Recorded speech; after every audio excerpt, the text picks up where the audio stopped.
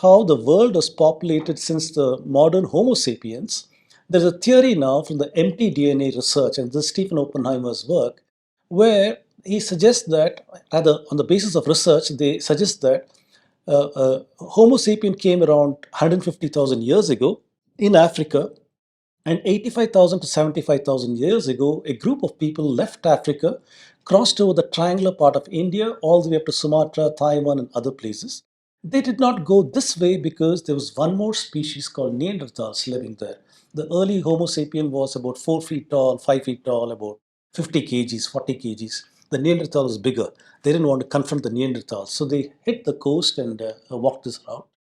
And about 74,000 years ago, there was a super volcano in Sumatra, not an ordinary volcano, but a super volcano. This resulted in volcanic ash up to 5 meters deep, covering India and Pakistan. So much of particulate matter was put into the atmosphere that we experienced a nuclear winter and for almost 1,000-year instant ice age. It also resulted in a dramatic population crash. Less than 10,000 adults would have survived this event. You and I are present in this room because one of our ancestors was part of this 10,000, if this theory is right. It's a sobering thought for you. So this one over here shows in Jwalapuram near Kurnool. Even today, we can find remnants of this ash layer. The researcher Ravi Korisetter, he is conducting digs over here. So under the ash layer, he has found human artifacts. Then the ash layer, then above the ash layer, we got human artifacts, meaning that humans were living in India prior to this eruption, and after the eruption, they continued to live over there. Very interesting to see that. Then around 74 to 65,000 years ago, a repopulation of India took place. 65,000 years ago, ice ages ended in Europe, coinciding with the dying out of the Neanderthal. And that vacuum was filled by humans from this part of the world, India basically, crossing the Bosphorus and becoming the future proto-Europeans. And on this side, the migrations have reached up to Australia.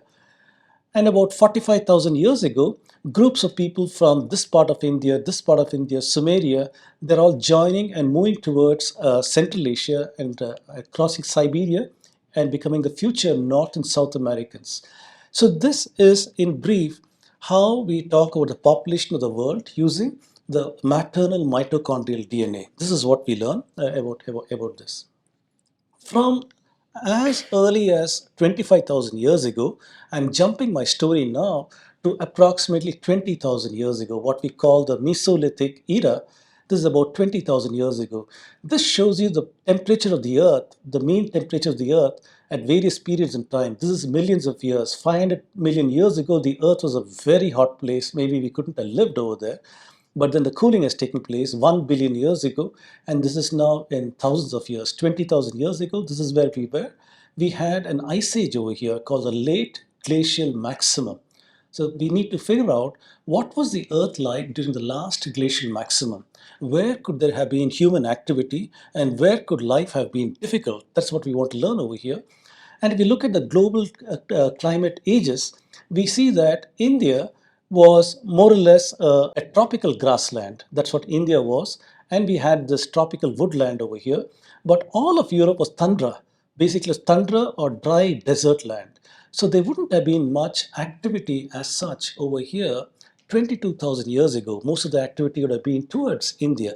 So it would have been a source population for many activities that would follow after the last glacial maximum. We know that after the last glacial maximum is when the Neolithic era comes. Neolithic meaning invention of agriculture. So let's go there step by step. So if we see who the Europeans are today, their genetic lineage is tied to something called Caucasus hunter-gatherer, Eastern farmer, or Western hunter-gatherer. So typically, we see that man starts off as a hunter-gatherer. Then maybe after some time, we domesticate a sheep or a cow or something. So we become herders. Eventually, after becoming a herder, you become a farmer. So this is a kind of a transition that we see. And these are the names you see. Early man was the Caucasus hunter-gatherer, then the Eastern farmer, and the Western hunter-gatherer. So this is a map that shows 50,000 years ago, they had a common ancestor. Then they break down over here into this Caucasus hunter-gatherer, the Eastern farmer, and the Western hunter-gatherer. This is who the model is for who the Europeans are. So the ancient European genetic lineages 20,000 to 6,000 years ago are the Western hunter-gatherer, the Eastern hunter-gatherer, Western Siberian hunter-gatherer, ancient North Eurasians, and this ancient North Siberians. This is the kind of lineages over here with the interactions between them.